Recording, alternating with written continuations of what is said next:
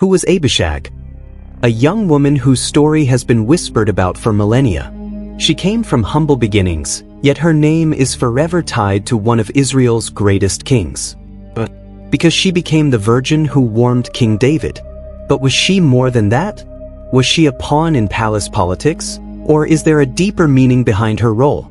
Today, we explore the reality behind Abishag's life. Her story may be short, but its impact is profound. Let's uncover the secrets of this enigmatic woman. The Bible tells us that King David, once a mighty warrior and Israel's celebrated king, had reached his final days. He was frail, unable to keep warm even under heavy blankets. In a last effort to comfort their beloved king, his advisors suggested something unusual: find a young virgin to care for him. This decision wasn't random. It was practical for the time, but also symbolic. Ancient cultures often associated youth and vitality with restoration. But was this an act of compassion, or was there more at play? Abishag, a young woman from Shunem, a small village known for its fertile land and hard-working people. We don't know much about her early life, but we do know she was chosen specifically for her beauty and purity. She wasn't just brought to David's side to keep him warm. The Bible uses the phrase, ministered to the king. This means she cared for him in a way that extended beyond the physical. Imagine the responsibility on this young woman's shoulders. She wasn't just a servant, she became a companion to the king in his final days. Yet the Bible clearly states, David did not know her. Why is this detail important? This statement highlights Abishag's role as one of service, not as a wife or concubine. Her purity is emphasized, but her story isn't just about her relationship with David. It's about how her presence influenced the politics of the time. After David's death, Abishag's story takes a surprising turn. David's son Adonijah, who had already attempted to claim the throne, approaches Solomon with an audacious request. He asks to marry Abishag. For what?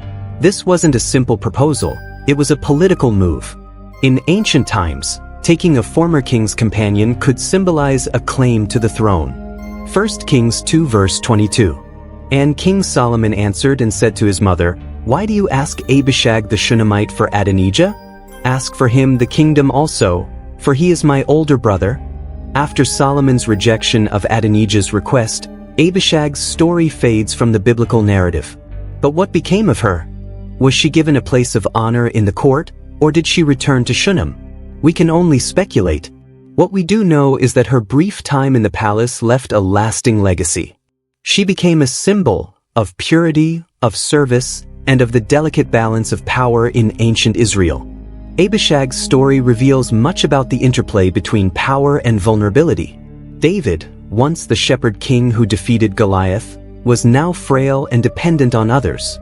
Abishag, young and powerless, became central to palace dynamics. It's a story of contrasts: youth and age, strength and weakness, purity and ambition. And it's a story that continues to resonate today. Abishag's story may seem like a small footnote in the grand narrative of the Bible, but it's anything but insignificant. Her life touches on themes of loyalty, humility, and the cost of being part of a king's world. Her story reminds us that even the quietest voices in history have something to teach us. So, what do you think?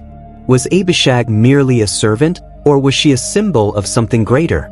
Let us know in the comments, and don't forget to like, subscribe, and share for more intriguing biblical stories.